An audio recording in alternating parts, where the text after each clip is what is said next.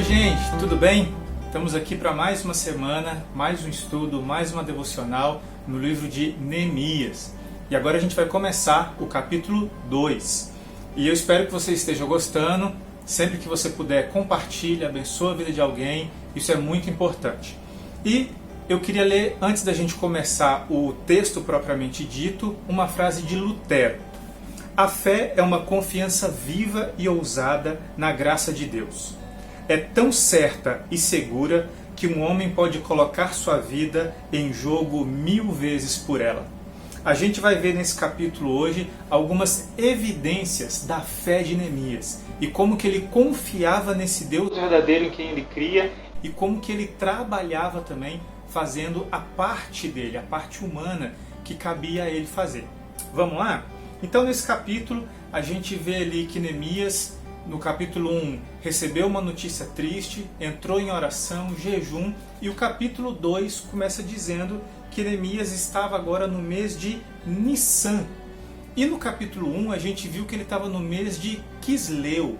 Isso significa para a gente que mês de Quisleu, meados de novembro e dezembro, mês de Nissan, meados de março e abril, significa que faz 4 meses que Neemias recebeu essa notícia que abalou o coração dele, e tem 4 meses que Neemias está orando e jejuando e pedindo a Deus resposta e oportunidade.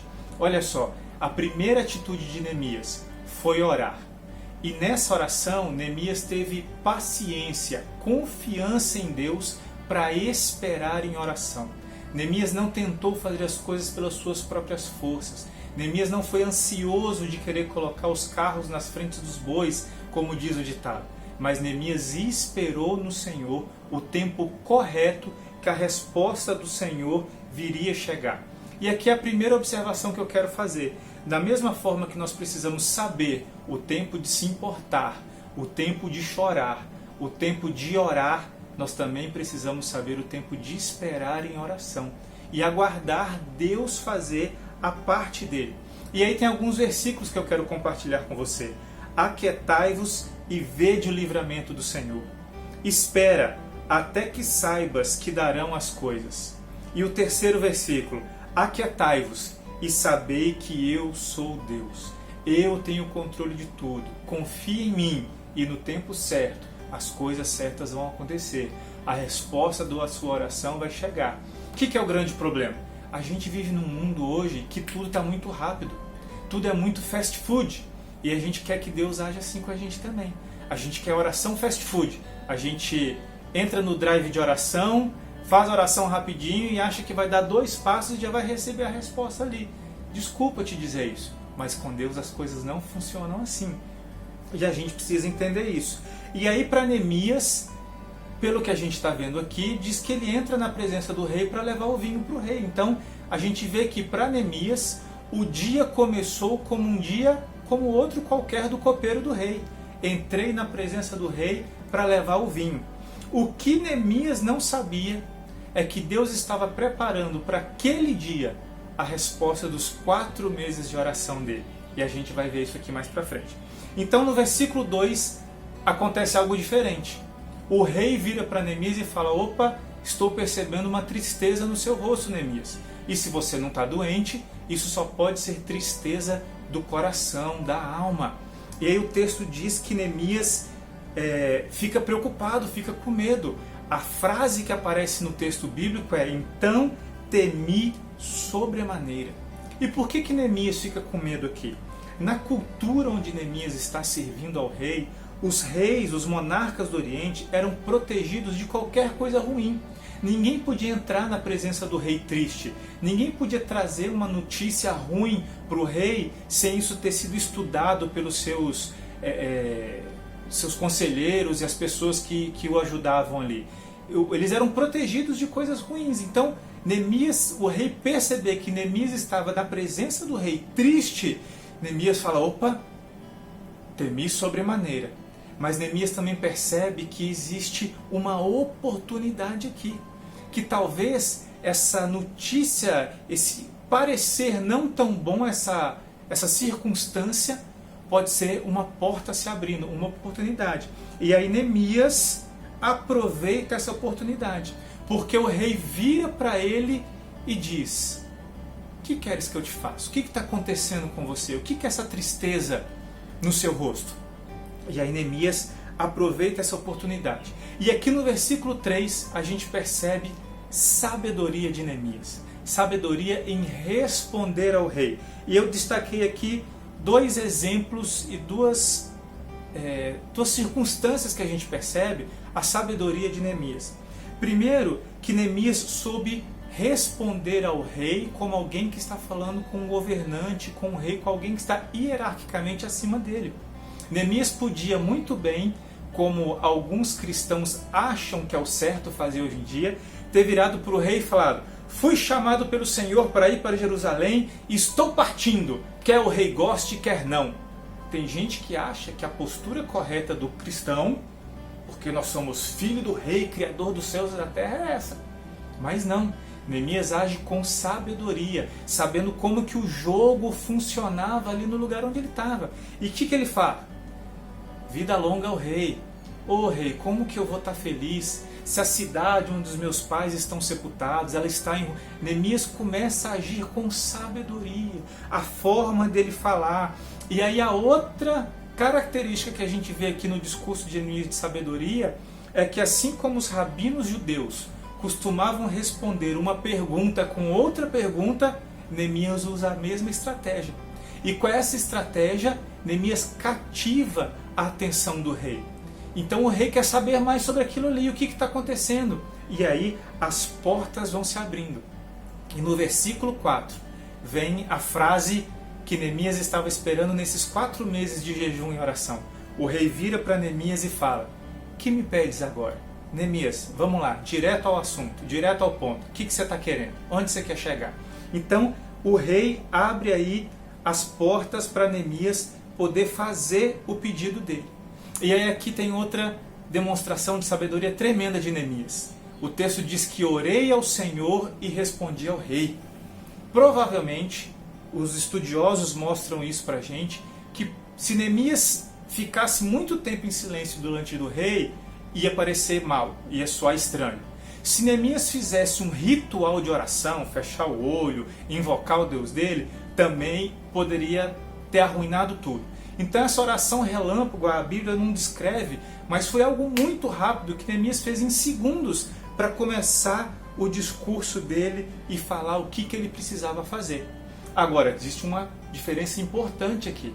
Muita gente quer pegar textos como esse e dizer que a sua vida de oração pode ser baseada em orações relâmpagos.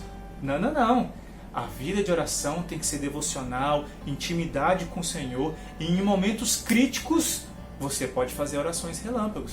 A oração relâmpago de Neemias aqui estava alicerçada em 4 meses de jejum e oração que ele estava vivendo já, né? Se a gente for comparar os textos de Paulo, que diz que a oração e a vida com Deus é como um alimento para a nossa alma, é como se você virasse para mim e dissesse: não, tudo bem se eu comer biscoito recheado e café com leite no almoço, no jantar, vai chegar uma hora que seu corpo vai estar fraco, ele não vai aguentar.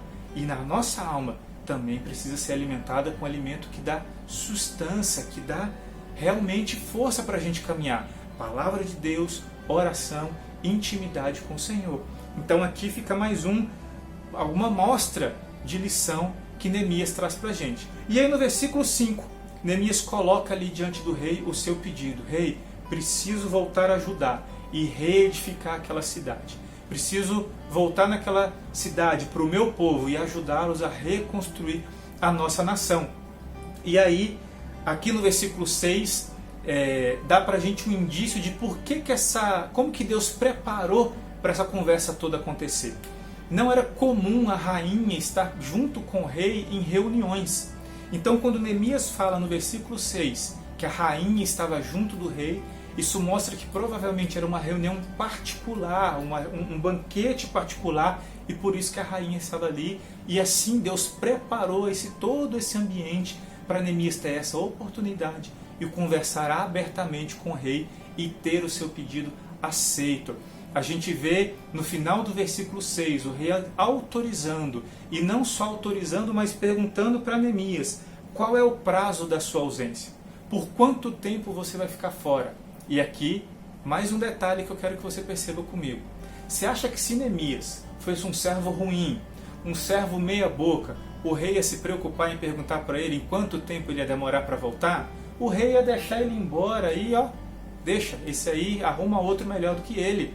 Mas o rei se preocupou em saber quanto tempo Neemias ia voltar para servir ele ali no palácio. E Neemias realmente volta depois a servir ao rei, a gente vê isso mais para frente no livro. Eu acredito que Neemias não colocou um prazo tão longo quanto que foi o que aconteceu, mas a gente vê aqui esse detalhe da preocupação do rei. E aí nós vamos para os versículos 7 e 8. Neemias não para por aí. Neemias vai além nos pedidos dele e pede um pouquinho de coisas a mais. Neemias pede cartas de recomendação para ele poder não só atravessar o reino na estrada real, como ao chegar no destino dele, ele poder ser bem recebido. E olha que interessante, Neemias fez bem o dever de casa. Neemias, por um lado, confiou totalmente na provisão de Deus, mas pelo outro lado, Neemias fez o dever de casa e fez o que estava acessível a ele. Neemias sabia o nome da estrada, os lugares por onde ele ia passar e sabia até o nome do guarda do bosque que fornecia madeira para o rei, para Neemias poder falar ao rei, me dá uma carta para esse cara também, porque eu preciso pedir a ele provisão para reconstruir as portas da cidade. Então Neemias mostra aqui para a gente que ele soube confiar em Deus, mas ele também soube se preparar naquilo que dependia dele. E a gente precisa ter esse equilíbrio na nossa vida, a gente precisa buscar esse equilíbrio na nossa vida. E aí no versículo 9, a gente vê que o rei, além de dar as cartas, o rei dá uma comitiva para Neemias. O texto não fala para a gente como que foi essa viagem do reino até Judá. Pela distância, diz que essa viagem demoraria cerca de 2 meses, e o texto não nos dá detalhes sobre ela, mas diz que além das cartas, Neemias tinha uma comitiva caminhando com ele. E por que era importante Neemias ter uma comitiva? Neemias não está indo como um judeu voltando para sua pátria. Neemias está indo como um representante do rei, autorizado a reconstruir parte do reinado, de uma parte do reino que foi conquistada de um outro povo. Então Neemias precisava ter respaldo.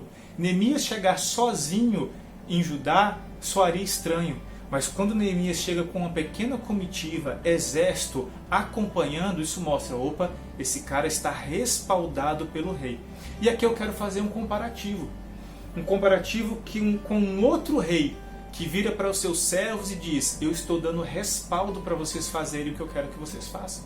Jesus fez isso lá no final do livro de Mateus, quando ele dá para os seus discípulos, ele comissiona os seus discípulos, ele diz, todo poder me foi dado nos céus e na terra, e agora eu falo para vocês, vão e façam discípulos, reconstruam as ruínas e as vidas quebradas por onde vocês passaram, e saibam, eu vou dar provisão para vocês. Vou estar com vocês até o final dos tempos.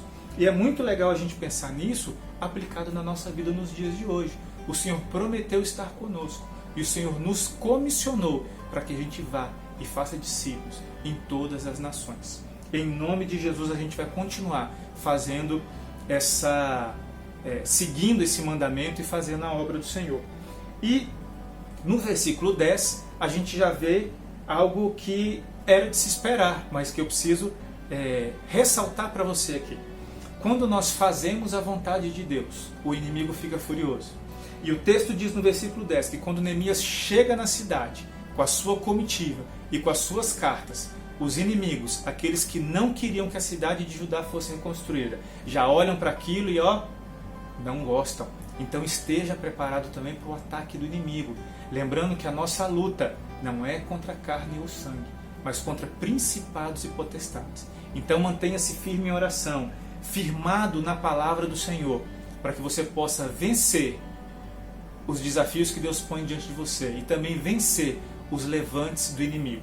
Eu espero que você tenha uma boa semana, que essa palavra te abençoe, e eu te espero aqui na semana que vem para nós continuarmos aprendendo com os bons exemplos de Neemias, como podemos servir e glorificar melhor a cada dia mais o nosso Deus. Em nome de Jesus. Um grande abraço. Tchau, tchau.